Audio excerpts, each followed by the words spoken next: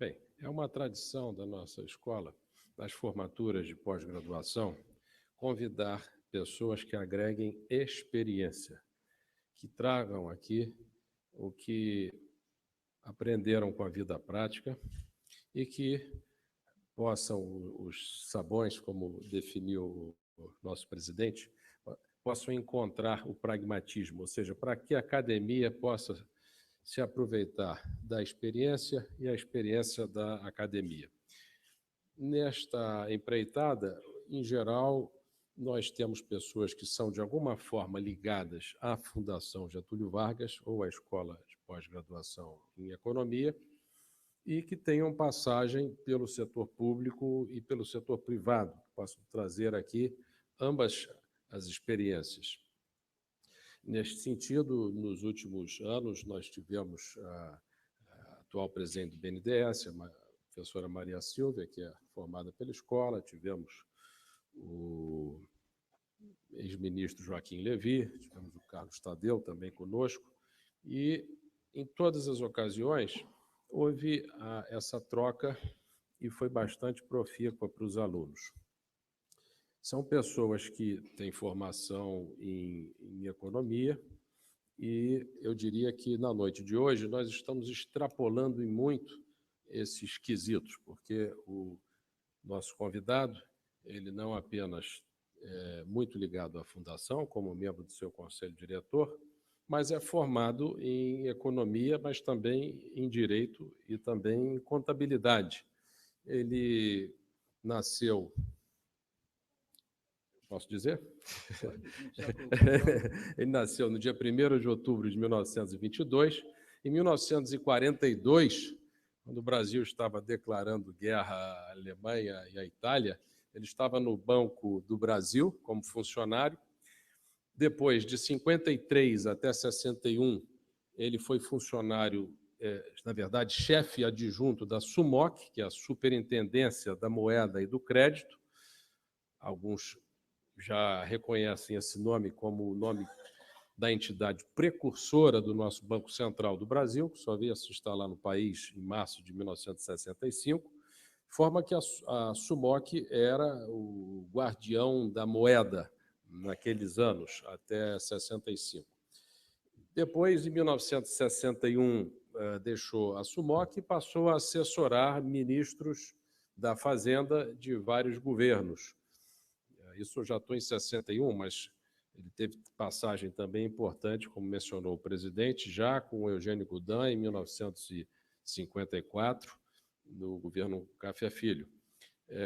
Mas, voltando para 61, entre 61 e 67, ele teve, na assessoria de ministro da Fazenda, contatos, e também com o ministro do Planejamento, com o Clemente Mariani, também passou pela gestão de Santiago Dantas, Celso Furtado no Ministério do Planejamento, fazendo o plano trienal, e depois 2 egressos aqui da Fundação também passaram por aqui, o ministro Roberto Oliveira Campos e Otávio Gouveia de Bulhões, de 64 a 66, 67.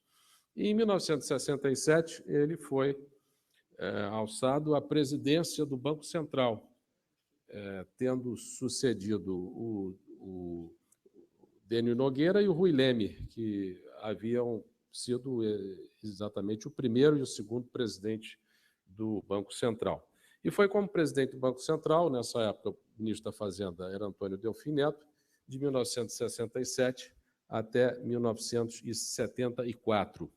Em 1900, portanto, também no governo Costa e Silva e no governo Emílio Garrastazu Médici.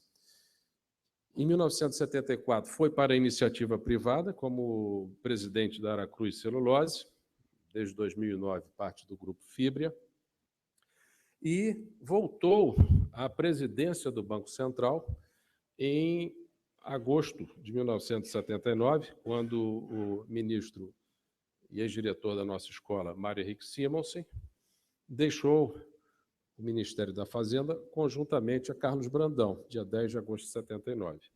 Ele, então, voltou para o Banco Central e ficou no Banco Central como presidente de agosto de 79 até janeiro de 1980.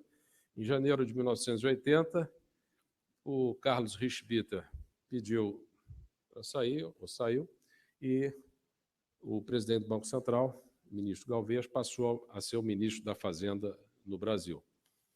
E foi de 1980 até 1985, durante o governo Figueiredo, quando depois passou o bastão novamente para uma pessoa muito ligada à Fundação, que é o nosso vice-presidente, Francisco Dornelles, atual governador interino do Rio de Janeiro, que, por sua vez, depois passou para o Dilson Funaro e para o Bresser Pereira, naqueles tempos aí já chegando no cruzado, né? Então, é uma trajetória riquíssima, mas eu lembro que o importante nas trajetórias profissionais, nós temos 3 categorias de fatos e de acontecimentos. Aqueles em que somos bem-sucedidos, aqueles em que poderíamos ter sido melhor sucedidos e aqueles que traduzem momentos em que não agimos, simplesmente deixamos as coisas andarem. Um dos maiores problemas que a humanidade já teve, que foi a Guerra Fria, foi resolvido, de certa forma, com esse terceiro tipo: deixa andar e ver o que acontece. É o chamado muddling through pelos americanos, empurrar com a barriga aqui no Brasil. Então, essa experiência, eu pediria ao ministro que nos trouxesse experiência, por exemplo, a passagem da SUMOC para o Banco Central do Brasil. Isso é uma criação institucional muito importante no Brasil e a gente não pode perder essa memória. Como é que se deu isso? Quais foram os desenvolvimentos para se chegar ao Banco Central do Brasil em 1965? E depois sobre a independência dele, aquela passagem toda em que havia uma tentativa de controlar a moeda, mas o governo talvez quisesse uma moeda não tão rígida e assim por diante. E depois, um outro período que eu acho que é muito importante, o ministro Galvez conduziu, isso precisa ser dito, entre 1982 e 1984, como ministro da Fazenda, um dos maiores ajustes macroeconômicos de balanço de pagamentos da história do Brasil. Em 1982, o nosso déficit na conta corrente era da ordem de 12 bilhões de dólares, que naquele tempo era muito mais representativo como percentual do PIB, que seria hoje, e passou entre 82 e 84, com aquela Max de fevereiro de 1900, Max de 30% de 83, passou para 150 milhões de dólares positivo, quer dizer, foi um ajuste que ninguém esperava, que veio depois de toda aquela confusão causada pelo México, confusão essa que se iniciou em 1979, quando o Reza Pahlavi saiu, entrou o Khomeini, o Irã parou de produzir óleo, o preço do óleo subiu, o Brasil perdeu de todos os lados, porque o Brasil perdeu quando os Estados Unidos entrou em recessão, elevou o juro, portanto, o Brasil não conseguia mais vender tanto, os termos de troca estavam deteriorados, ao mesmo tempo o juro se eleva e a conta de juro aumenta, e ainda vem o México com o Herzog, o Jesus Herzog, em 1982, fazendo aquela confusão toda. E o Brasil conseguiu, ao contrário do que muita gente imaginava, e sob o comando do ministro Galvez, conseguiu atravessar esse período. Isso não é muito lembrado, mas é importante trazer aqui. Assim como também é importante trazer aqui a experiência do PAEG, de 64 a 66, onde se instituiu pela primeira vez a tecnologia de olhar para a inflação como uma inflação que precisava levar os salários à média, que depois foi usada também por outros planos, em particular pelo Plano Real, de forma um pouco diferente, mas a filosofia era a mesma. Então, é um manancial de experiências, tanto no setor privado quanto no setor público, realmente muito importante. O ministro tem condecorações do Chile, 2 vezes de Portugal, com a Gran Cruz, tem também vários livros publicados e foi professor de pós-graduação do Conselho Nacional de Economia e da Faculdade de Economia e Finanças aqui do Rio de Janeiro. Portanto, por esses motivos é que eu disse e confirmo que nosso palestrante de hoje excede muito qualquer expectativa que nós pudéssemos ter de uma pessoa que nos trouxesse experiência. Agora, isso tudo é do lado profissional, né? Eu gostaria, se me permitem, de fazer uma pequena entrada, porque eu recebi aqui, o ministro não vai me perdoar por isso, porque ele não gosta, mas eu recebi o livro dele, Os Rios da Minha Vida, em que ele tem uma contribuição também literária. E eu gostaria de aqui rapidamente, eu sei que o ministro não vai perdoar, mas ele é meu amigo, mostrar para vocês um pequeno verso composto desse livro, Os Rios da Minha Vida. Ele diz o seguinte: vida sem rumo. Eu só queria que você soubesse o que eu sinto e que eu não minto.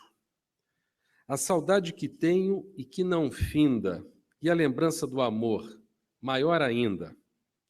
Fico lembrando o passado, tendo você a meu lado, sendo amado, sendo feliz. Isso foi tudo o que eu quis. E porque ando adoidado ao sabor da ventania, corre meu barco, sonado, seja noite, seja dia. Em que porto não sei vou atracar. Se estou indo depressa ou devagar, eita vida mais burra essa minha. Ser um pobre plebeu, como uma rainha. Se essa moça me acena, vou com ela. Reconheço outra vez que a vida é bela. E um outro que eu gostei também, que é o Caminhada. Para onde vais? Não sei. E quando voltas? Jamais. E por que tantas revoltas? Porque estou certo que errei. Vais deixar tudo para trás? Não sei. As coisas não são como pensei. Talvez vá atrás da vida, de uma ilusão perdida. E como vais? Vais com alguém? Não. Vou nas asas da ilusão. Como qualquer passarinho que precisa de carinho, de aconchego do seu ninho. Ministro Hernani Galveias, sua palestra, por favor.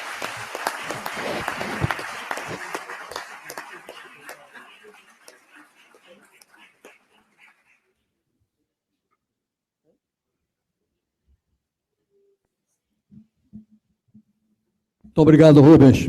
Eu queria agradecer, antes de mais nada, a oportunidade de participar dessa cerimônia como um convidado especial. O Rubens revelou uma série de coisas aqui que não deveria, porque quem nasce em 1922, daqui a 2 meses vai fazer 94 anos. E nesses 94 anos, 74 anos, eu rodei, meus pneus estão gastos, não de estar parado na garagem, mas porque eu rodei toda na vida pública, na vida privada, trabalhando e tentando produzir.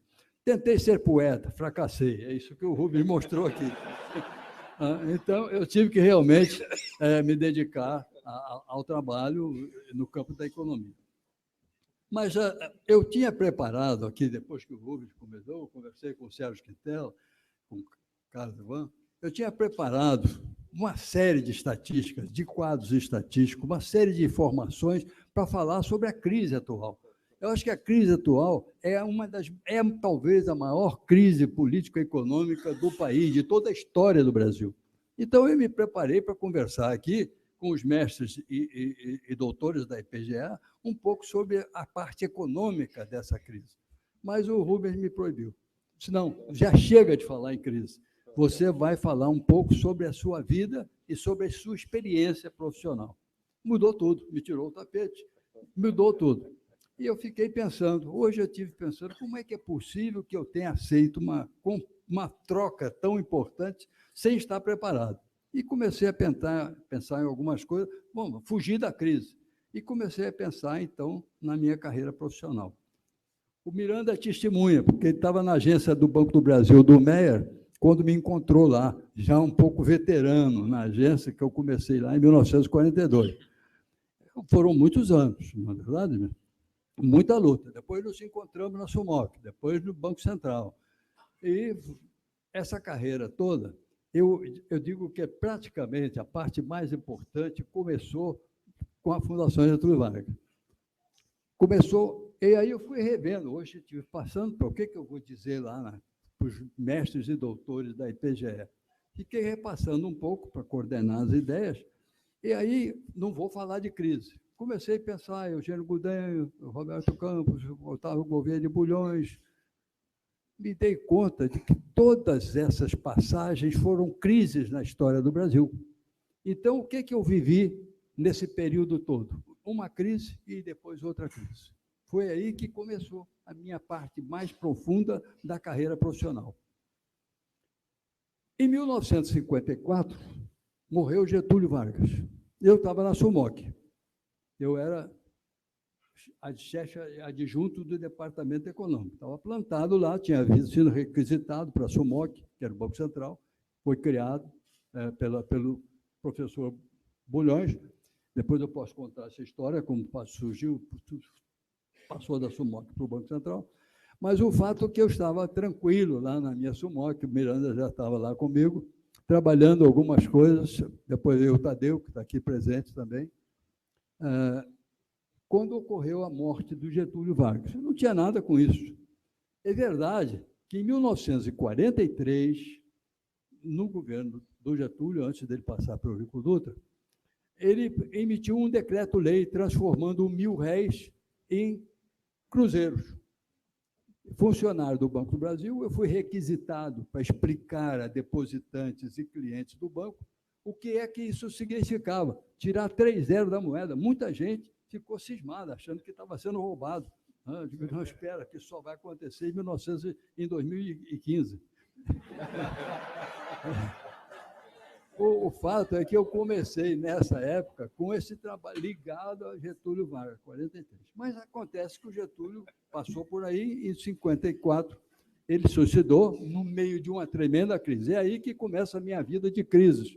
No meio de uma tremenda crise que levou o Getúlio ao suicídio, sobe à presidência da República um presidente que convoca para o Ministério da Fazenda Eugênio Goulden, e para a SUMOC, o Otávio Gouveia de Bulhões. Bom, eu já tinha alguma experiência na parte econômica. Eu estava na SUMOC, quando o Bulhões chegou lá, eu era adjunto do Departamento Econômico, mas o doutor Bulhões não me deixou ficar plantado lá na adjunção do Departamento. Chamou, eu fui mais secretário particular do doutor Bulhões do que propriamente chefe do Departamento Econômico. E aí aprendi muita coisa com o professor Bulhões, mas não durou muito. Em pouco tempo, o professor Goulden, está aqui o Luiz Roberto Cunha, que é neto do professor, o professor Goulden não se deu bem com o governo Café Filho, porque ele começou a proteger um senhor governador de São Paulo chamado Jânio Quadros. O Jânio percebeu que isso não ia dar certo, rompeu com o governo, rompeu com o Café Filho, saiu do governo, entrou o Inter. E nós continuamos um pouco lá, passada essa tremenda crise que culminou com a morte do Getúlio. Mas eu tirei proveito dessa crise, porque conheci o professor Goulden, depois várias vezes estive com ele em outros trabalhos, e o doutor Bulhões, que me adotou, assim como uma espécie de filhado dele, me carregou para o resto da vida.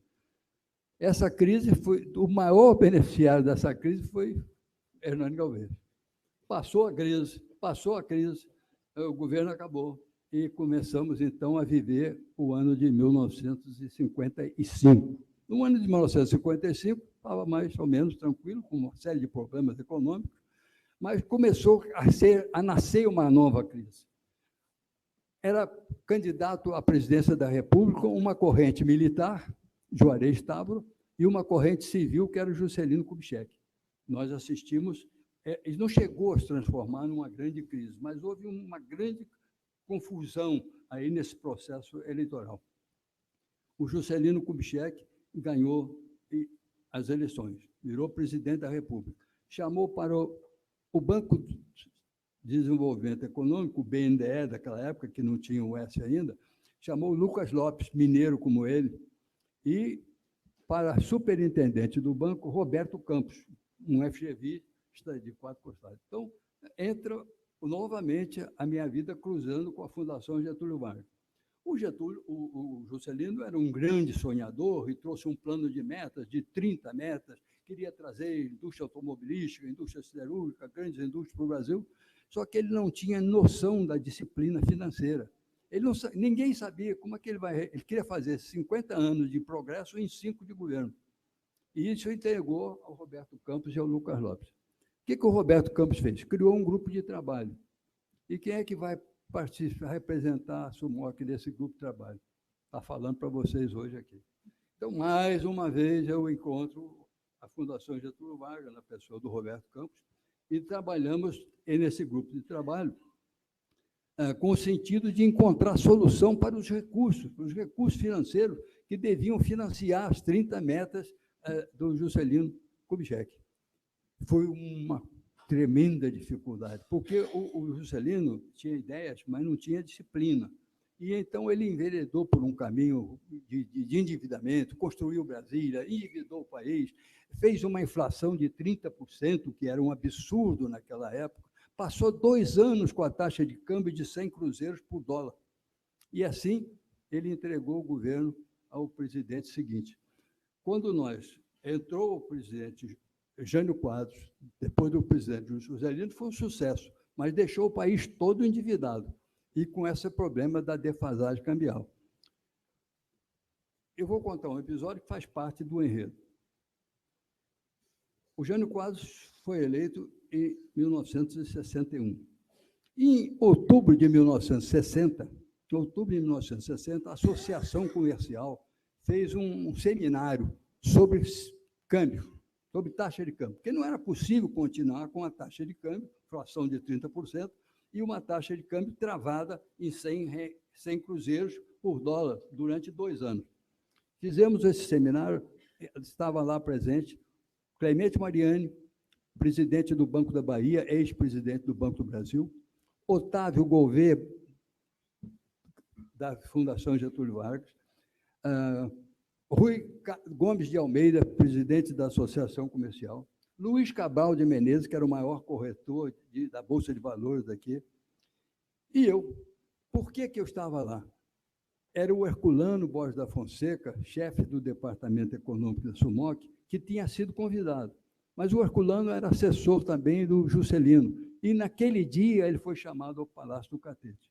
Então lá vou eu sentar lá com esses graudões, sentei lá com Bulhões, com Clemente Mariani, Luiz Cabral de Menezes, e discutimos sobre assuntos, sistemas cambiais. Era a coisa que eu mais sabia. Eu tinha vindo de um estágio, de um curso de extensão monetária no México, no Centro de Estudo Monetário do México, e depois passei 2 anos na Universidade de Yale. Estudei com Robert Triffin, com Brian Tu. A minha especialidade era comércio exterior, era sistema cambial. E eu cheguei lá, deitei falação. Não é? A história de 1945, a confusão, as restrições cambiais, e mais a confusão entre taxa de câmbio fixa e taxa de câmbio mútua. Eu tomei conta do seminário. Quando terminou, o ministro Mariani convidou a mim, Bulhões, o Luiz Cabral de Menezes e o Rui Gomes de Almeida para irmos tomar um café no escritório do Banco da Bahia, que era na Praça Candelária. Fomos a pé pela Avenida Rio Branco, fomos até lá, tomamos o café e nos dispersamos. Nós estou falando que isso era mais ou menos outubro de 1960. Eu vou para casa, todo mundo vai para casa. Eu estou uma noite em casa, mais ou menos em novembro, recebo um telefonema do doutor Bulhões. Galvez, tem uma notícia boa para te dar. Fala, professor. O Jânio Quadros convidou o Clemente Mariani para ser ministro da Fazenda. Eu digo, mas aleluia, que coisa maravilhosa, vamos ter um ministro da Fazenda, nosso amigo. Mas não para aí, tem mais. Me convidou para voltar a ser diretor executivo da SUMOC. Digo, pô, mas aí é demais, aí é a sopa no mel. Vamos ter o ministro da Fazenda e o diretor da SUMOC, amigos nossos. Eles, mas tem mais. Eu digo, o que pode vir mais aí? O Clemente Mariani quer que você vá para o gabinete ser assessor econômico do Ministério da Fazenda. Aí, eu não sabia o que responder, mas assumi o compromisso. E começamos, no governo do Jânio Quadros, com esse grupo de pessoas que se entendiam com o abacaxi do problema cambial que havíamos herdado do Juscelino Kubitschek. Então, havia que consertar o problema cambial. Imaginamos com Bulhões e o Clemente Mariani, uma desvalorização dos 100% que o Juscelino não fez. E baixamos a instrução 204 da SUMOC. Desvalorizamos o câmbio em 100%. Foi uma beleza. Mariano foi para o Congresso, explicou, e tudo isso para eles foi uma beleza, muito bom, muito prestígio, e eu fui encarregado de ir para o José Luiz Bulhões Pedreira e o Cândido Mendes, fizemos um grupo e fomos explicar por que ia subir o preço do trigo e ia dobrar, o pão ia dobrar de preço. E fomos para os sindicatos de São Paulo, de Minas e do Rio de Janeiro. Vocês podem imaginar as vaias que nós levávamos. Eu era o orador da turma, quer dizer, as maiores vaias eram na minha direção. Passamos esse sacrifício, consertamos o câmbio, mas não durou muito. O Jânio era muito complicado, era muito difícil, mas fizemos algumas coisas importantes. Conseguimos do governo americano que ele não recebesse os cruzeiros da compra de trigo. O Brasil importava trigo dos Estados Unidos. E conseguimos com os Estados Unidos que esses cruzeiros ficassem parados no Brasil, constituísse um fundo, o fundo do trigo. Aí vamos administrar o fundo do trigo com a Agência Internacional de Desenvolvimento dos Estados Unidos, com o Bill Ellis. Quem é que vai administrar esse fundo do trigo? Luiz Simões Lopes, pela Fundação Getúlio Vargas, Edmundo Barbosa da Silva, pelo Itamaraty, e esse pobre economista que vos fala nesta noite de encantamento. Fizemos os três. O Edmundo também foi daqui. Então, nos reunimos lá, éramos três, para administrar o fundo do trigo, com toda aquela indisciplina do Jânio Quadros. Não durou muito, mas o Simões Lopes era, vamos dizer assim, o coordenador desse grupo. Acho que fizemos isso tudo muito bem. Isso já era uma prévia da Aliança para o Progresso que o Kennedy ia fazer depois. Isso foi em março de 61, ia fazer em agosto de 61, no Uruguai, em Punta del Este. Aí vamos, todos nós, com Clemente Mariani, para Punta del Este, para o acordo da Aliança para o Progresso. Assinamos a Carta da Aliança para o Progresso. 20 bilhões de dólares o Kennedy tinha oferecido à América Latina para solucionar os principais produtos. O Simões Lopes também foi conosco. E ele me contou uma história muito interessante, quer dizer, uma história assim, pitoresca. Ele chegou a ver, eu tinha uma dificuldade para vir aqui. Por quê? Porque eu fui fazer o registro da delegação e a mocinha lá, Uruguai, me perguntou, seu nome, Luiz Simões Lopes. ¿Dónde nació? En Pelotas. Señor, yo le pregunté, ¿dónde? No como. En Pelotas nascemos todos nosotros. E aí ficamos lá, com o Simões Lopes, na navegação, voltamos. O Clemente Mariani pediu ao Itamaraty e ao presidente para fazer uma homenagem ao ministro americano, pediu para que a Comenda Cruzeiro do Sul fosse entregue aos americanos, e o Jânio decidiu entregar ao Che Guevara. Não atendeu ao pedido do Clemente Mariani, então o Clemente Mariani deu, como se diz hoje, tchau, querida. E largou o ministério, foi embora. O Jânio Quadros, com aquela indisciplina mental e administrativa, também foi embora. Também foi embora. E nós ficamos assim um pouco desarvorados, porque criou-se uma nova crise. Eu já, mais uma crise da minha vida, mais uma experiência de crise. Sai o governo Jânio, então a gente... Quem é que pode vir no lugar do Jânio? João Goulart. Estava na China, foi chamado correndo, os militares não queriam dar posse ao João Goulart, mas foi aquela crise vencida por uns entendimentos com o Congresso Nacional. Entra João Goulart e convida para o Ministério da Fazenda Walter Moreira Salles, banqueiro, conhecido. Walter Moreira Salles assume o Ministério da Fazenda e eu pedia para sair, para ir embora, para a minha SUMOC. Ele disse, não, me disseram que você é que toma conta aqui da liberação das verbas, da emissão dos títulos públicos, eu queria que você ficasse.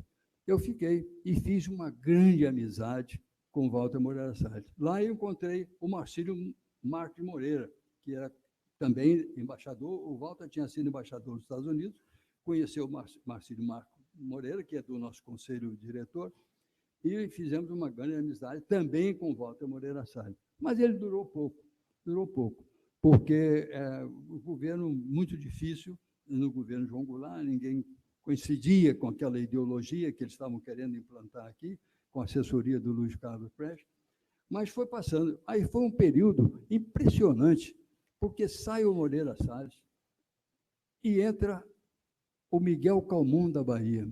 E sai o Miguel Calmon, 6 meses depois, e entra o nosso grande jurista aí, o Santiago Dantas. Todas as oportunidades, eu ia pedir, eu quero voltar para a Sumoc, aquilo me deixava meio desengonçado. Não, você não pode voltar, você tem que ficar aqui como assessor do ministro e tal. E eu fiquei com Walter Moreira Salles, com o Miguel Calmon, com o Santiago Dantas. Aí sai o Santiago Dantas, que tinha pretensões políticas, foi rejeitado lá pelo partido dele, e vem o Carvalho Pinto, de São Paulo. Veio o Carvalho Pinto, de São Paulo, com 10 assessores. Tomou conta do ministério. Eu digo, agora eu vou para casa. Agora eu vou para casa. Acontece que logo naqueles primeiros dias do Carvalho Pinto, tinha um seminário sobre bancos centrais no Hotel Copacabana. Aí pediram, não, o Carvalho Pinto tem que fazer um discurso de abertura. Aí pediram aqueles 10 assessores dele para fazer, ninguém sabia fazer um discurso sobre bancos centrais. Aí o seu Galvez é capaz de saber disso. Aí me pediram, eu fiz o discurso para o Carvalho Pinto, que eu não conhecia, não tinha nem, estava no gabinete dele, mas não tinha falado com ele ainda. Mandou me chamar. Foi o senhor que escreveu esse discurso? Eu digo, foi. Onde é que você aprendeu tanta coisa sobre o Banco Central? Eu digo, ministro, eu não faço outra coisa. Eu estudei no México, estudei nos Estados Unidos, eu sou da Sumoc. Minhas 24 horas do dia são dedicadas a esse tema. Aí o Carvalho Pinto, que nunca tinha me chamado para o gabinete dele, passou a me chamar todos os dias, 2, 3, 4 vezes. E me deu um prêmio. Se você vai para a Comissão de Marinha Mercante, ser diretor financeiro, para botar em ordem aquela bagunça de subsídios, que é um colosso de prejuízo para o Tesouro Nacional. Que beleza. E lá fui eu ser diretor da Marinha Mercante, com o compromisso que o Carvalho Pinto me impôs. Mas todo dia, às 4 horas, eu quero que você esteja aqui no Ministério e venha aqui no meu gabinete. Fizeram uma dupla atividade incompatível, trabalho de transporte marítimo, marinha mercante e política econômica. Eu cuidava da pauta do Conselho Monetário e fui ficando com o Carvalho Pinto. Mas o Carvalho Pinto também saiu. E veio, aí sim, aí veio um amigo meu, que era diretor do Banco Brasil, que era o Ney Galvão. O José Luiz se lembra também disso. Entra o Ney Galvão. As coisas estão piorando. Entra ministro, sai ministro, a situação piorando. Mas o Ney Galvão, que era meu amigo, resolveu me dar um presente. E se você vai representar o Ministério da Fazenda numa reunião da ONU que está se realizando em Genebra, e com a comissão mais importante, é a comissão de transportes, você vai representar o Ministério nessa comissão. Lá eu encontrei o Marcílio representando o Ministério das Relações Exteriores. E ficamos lá, de 1953. Acontece que, em 54, vem a Revolução Militar. E eu estou lá, em Genebra. Genebra não é um lugar para a gente rejeitar, né? Você pode viver bem a vida em Genebra. Estava num bom hotel, representando o Ministério da Fazenda, com os amigos lá na delegação. Aí vem um cabo. Hernani Galvez voltar para o Rio de Janeiro, para o Ministério da Fazenda. Cortou minha carreira de diplomata, a minha representação na ONU, e lá vim eu de volta para ser assessor econômico novamente do ministro da Fazenda, só que agora com Otávio Gouveia de Bulhões. Então, naquela crise toda que antecedeu o governo do Juscelino, do Jango, agora do Jango, com o governo militar, eu sou o maior beneficiário, porque volto novamente para o gabinete para trabalhar com o professor Bulhões. E fiquei lá, com o professor Bulhões, trabalhando com o Mário Henrique Simos, que era outro FGVista, né? Trabalhávamos juntos, o Roberto Campos era ministro do Planejamento, Bulhões na Fazenda, tudo deu certo. Fez-se o maior programa econômico, de ajuste econômico e fiscal, que serviu depois para todos os governos posteriores, mas foi um sucesso, um tremendo sucesso, aquela administração do presidente Castelo Branco. Roberto Campos no planejamento, Bulhões na Fazenda, e nós de assessores, Mário Henrique Simos, o Zé Luiz Bulhões Pedreira e eu. Aí termina, o Castelo quis terminar o governo no final do mandato do João Goulart, e assim fez, para dar uma abertura política. Então, sai o Castelo Branco. E aí começa uma disputa de generais para ocupar a presidência da República. Entra Costa e Silva, presidente da República, sucessor do Castelo Branco. Bom, agora muda tudo, né? Agora vamos embora. O Roberto Campos tinha indicado o Antônio Delfim Neto, secretário da Fazenda do governo de São Paulo, para ministro da Fazenda. E o Costa e Silva não perdeu mais tempo. Chamou o Delfim para o Ministério da Fazenda. E eu, que já ia embora, aí o Delfim trouxe também, como o Carvalho Pinto, o Delfim trouxe uns 10 assistentes da USP, que era a cadeira econômica que ele tinha lá em São Paulo, e trouxe aquele mundo de gente, Carlos Iacava, o Eduardo Carvalho, Pécora, Iqueda, Paulinho Ocota, Pastore, Antônio Celso Pastore, Carlos Antônio Roca, todos luminares de economia, encheram o Ministério da Fazenda. Eu, no governo anterior, tinha sido nomeado pelo professor Bulhões, por um acidente também, eu fui parar como diretor do Banco do Brasil na Cassex. E eu estava na Cassex, diretor do Banco do Brasil, quando entra o Delfim, com os Delfim Boys, com aquela turma inteligência econômica de São Paulo. Bom, agora eu vou embora, eu vou ficar na minha Cassex parado, mas o Delfim fez uma reunião. Ele trouxe para o Banco Central Rui Aguiar Leme, que era chefe dele, era dono de um escritório de engenharia em São Paulo, ele era chefe do Delfim, e pediu ao Delfim que o nomeasse presidente do Banco Central. Uma anomalia total, um total desacerto. Mas o Delfim não teve jeito, nomeou o Rui Leme para o Banco Central, eu na Cassex, o Nestor Joste, muito amigo nosso, presidente do Banco do Brasil, e todas as manhãs, às 7 horas, no Ministério da Fazenda, havia uma reunião. Eu não tinha nada com aquilo, eu era diretor do Banco do Brasil, da Cassex, mas ia lá com eles. E começamos a conversar sobre os programas. E acertei a minha vida com o Delfim. Fiquei ali com o Delfim, na diretoria do Banco do Brasil, com o Nestor Joste, o Rui Leme no Banco Central, sem saber o que fazer. Eu, o Delfim, me disse, você assessora o Rui Leme. Quando estiver que tomar as medidas lá, baixar as resoluções, quero que você esteja do lado dele, que você entende disso, ele não entende. E assim aconteceu. Um dia, há outra crise, mas aí uma crise pessoal, com o Rui Leme. O presidente Costa e Silva está assistindo a um programa. O Rui Leme era realmente um desastrado, era pior que o Jânio Quadros. E ele está dando uma entrevista de televisão e não falava coisa com coisa. E o Costa e Silva estava assistindo o programa dele lá em Brasília. Quando terminou o programa, passou a mão no telefone e disse, procurem o Delfim onde ele estiver. Amanhã, esse presidente do Banco Central não é mais membro do meu governo. Na reunião das 7 horas do dia seguinte, estou eu lá com o Delfim e o Nestor, e o Delfim nos comunicou, olha, estou com um tremendo problema. O Costa e Silva mandou demitir o Rui Leme. E agora? Acabou realmente tirando o Rui Leme. Quem é que assume o lugar do Rui Leme? Hernani Galveira. Quer dizer, as coisas foram acontecendo, quer dizer, de crise em crise, eu fui subindo, eu fui fazendo um upgrade, né? Porque eu tinha estudado economia. Como vocês, eu não tinha a sorte, a felicidade de ser um mestre ou um doutor da IPGE, mas eu tinha feito os meus cursos no México, nos Estados Unidos, aqui no Brasil, tinha estudado contabilidade, tinha estudado direito, tinha feito curso de economia, eu estava preparado para muita coisa. E isso foi me ajudando. e eu fui passando de mão em mão. Então, o Delfim me põe na presidência do Banco Central e fico lá até sair o governo Costa e Silva. Entre o governo Médici.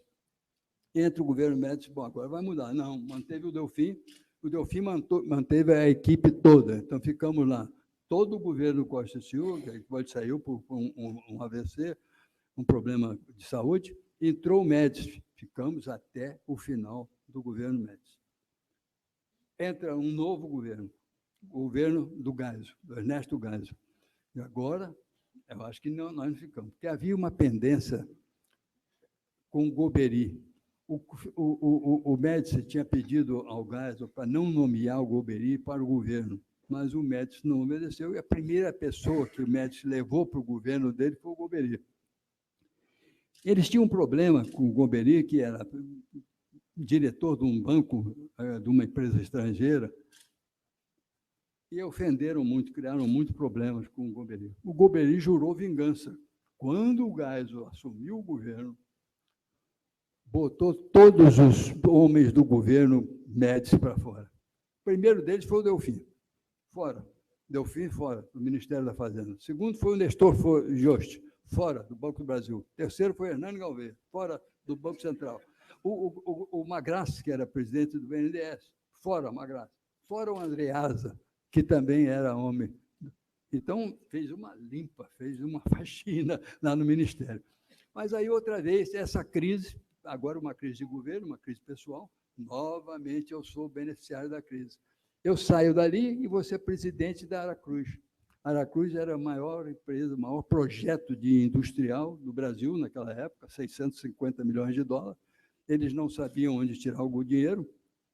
O Veloso era ministro do Planejamento, o Simons vem como ministro da Fazenda do Gás, e eu tinha a vantagem de ser amigo do Marcos Viana, do BNDES, muito amigo do Marcos Viana, que também era capixaba, como eu, do Mário Simons e do Veloso. Então, se um profissional, que é amigo das 3 maiores figuras da administração econômica, não pode ficar de fora, tem que arranjar o dinheiro. E lá vou eu. Aí fui para Aracruz, conseguimos fazer da Aracruz um projeto de 650 bilhões de dólares. O problema do Brasil era a crise, a primeira crise de petróleo, que foi acontecendo em 1973. O Marcos Viana me ajudou muito, construímos um projeto que na indústria passou a produzir, depois de inaugurada, 500 milhões de dólares de exportação. E estava eu lá, primeira vez que eu ganhei algum salário decente. Ganhava 15 mil dólares. Era um negócio assim que eu mesmo não entendia bem o que fazer com tanto dinheiro.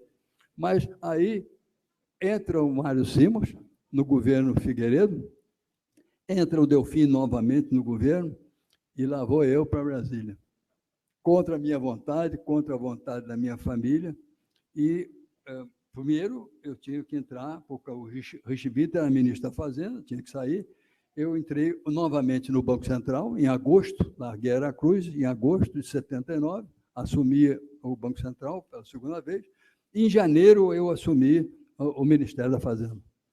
Aí foram os dias mais felizes da minha vida, uma crise atrás da outra. Não tinha dinheiro, porque, veja bem, no governo do gás, o petróleo deu um choque mundial, passou de 2 para 10 dólares, aumentou 8 dólares o barril de petróleo. Foi um desastre. O governo Geisel só se aguentou com Veloso, Marco Viana e Mário Simons, porque promoveu uma tomada de recursos importante no mercado internacional. Quando o Figueiredo assumiu, veio o segundo choque do petróleo. Não aumentou 8 dólares, passou de 10 para 36 dólares. Aumentou uma barbaridade. Chegou um momento, em 83, que toda a exportação brasileira não era suficiente para pagar petróleo e juros, porque os americanos aumentaram os juros de 6% para 20 e tantos por cento. E as nossas exportações caíram. As nossas exportações caíram de 25, 24 bilhões de dólares para 18 bilhões, foi um desastre. E nós tivemos que fazer o maior ajuste. Cortamos as importações. Eram 22 bilhões de dólares de importações, nós trouxemos as importações para 13, quase metade, usando uma que a gente chamava a gaveta da Cassex. Estava lá o Benedito Moreira, as importações todas tinham que ter uma licença de importação. Então, nós controlamos dessa maneira. E vivemos essa crise, foi de ponta a ponta no governo, de ponta a ponta no governo Figueiredo. Não tinha exportação, tinha o preço do petróleo que subiu, a taxa de juros que aumentou, as relações de troca que caíram. E aí, eu, num despacho com o presidente Figueiredo, estou falando com ele sobre esses assuntos, mas nós estávamos negociando com os bancos americanos, com o Fundo Monetário, com a ajuda do governo americano, com o BIS da Suíça, estávamos administrando, estávamos toreando a crise. E eu estou despachando com o presidente Figueiredo, começamos a falar na crise, e o Figueiredo me disse assim, talvez eu estou convencido que soltaram os 3 cavaleiros de Apocalipse contra o meu governo. Invocou essa figura bíblica. E mais ainda, figura bíblica, só falta uma praga de gafanhotos. Presidente, não é tanto assim, presidente. Nós estamos administrando a dívida, estamos saindo, mas não fique tão pessimista. E aí, termina o despacho, eu desço, pego o carro na garagem do Planalto, e eu tinha um motorista, Maurício. Eu digo, Maurício, você tem um jornal aí, que eu estava sem nada para ler. Ele disse, tem um jornal aqui de Cuiabá. Aí eu, me empresta aí. Eu pego o jornal de Cuiabá, primeira página. Onda de gafanhoto da Bolívia. Onda de gafanhoto da Bolívia invade Mato Grosso. Eu digo, Maurício, para o carro. Eu tenho que voltar. Eu esqueci uma coisa lá no Planalto, eu tenho que voltar lá no Planalto com o presidente. Voltei lá com o jornal debaixo do braço, falei com o Major Dourado, ele já está dando entrada lá para os diplomatas, eu digo, Dourado, me dá 30 segundos que eu tenho que entregar esse jornal. Aí eu entrei lá e só disse, presidente, não falta mais nada. Bom, essa crise, que foi uma crise enorme, tremenda crise dos anos 80, nós acabamos passando. Tinha um problema de inflação. A inflação estourou na nossa mão com 200% de inflação por ano. Havia um sistema aprovado pelo governo militar de indexação e correção monetária. Então, não tinha financiamento do governo, inventaram as obrigações reajustáveis do Tesouro. Para vender as obrigações reajustáveis do Tesouro, tinha que atrelar a taxa de juros a algum índice de inflação. Isso foi feito, mas o exemplo serviu para o salário, para a taxa de câmbio, para a energia elétrica, para as tarifas de transporte, e o sistema pegou, mas a inflação nunca mais nos abandonou. E, com o Delfim, no Ministério da Fazenda, Langoni, que é da Fundação Getúlio Vargas, no Banco Central, nós experimentamos uma inflação de 200%. Não tínhamos capacidade de controlar essa inflação de 200%. E ela foi crescendo. O sistema alimentar, a inflação de hoje fazia a inflação de amanhã. Quando o Collor assumiu o governo nas mãos do presidente Sarney, em março de 1990, a inflação chegou a 80%, a inflação do IPCA, a 82% no mês de março de 1990. Entre o governo Collor, fez aquelas coisas todas que nós conhecemos, aquelas trabalhadas todas, e convivemos com isso durante algum tempo, mas fomos administrando o problema com relação ao que se podia fazer naquela época. O que eu fazia? Eu ficava realmente acompanhando os problemas, esperando a oportunidade de ser útil em alguma coisa, mas não tinha como, não tinha mais. Assume o Itamar Franco no impedimento do Collor. A inflação chegou a 2.700% em 1993. Imaginem, vocês estão acostumados a ver a estatística da Fundação Getúlio Vargas e do IBGE, esse absurdo de uma inflação de 9%, de 7%, de 9%. A inflação foi 80,2% no mês de março de 1990. Quer dizer, era um tamanho de um problema que a gente não sabia como se virar. Mas as coisas foram acontecendo, o Itamar Franco venceu essas dificuldades todas, entra o governo do Fernando Henrique e, com alguns homens que já tinham trabalhado oferecido uma solução ao governo Sarney, que não pegou, que não conseguiu implantar depois do Plano Cruzado, fizeram o Plano Real, que era um congelamento de preços, de um lado, com uma ideia genial do Edmar Baixa, que resolveu. A moeda tem 3 funções. Ela é meio de pagamento, é reserva monetária, reserva patrimonial e meios e denominador comum de valores.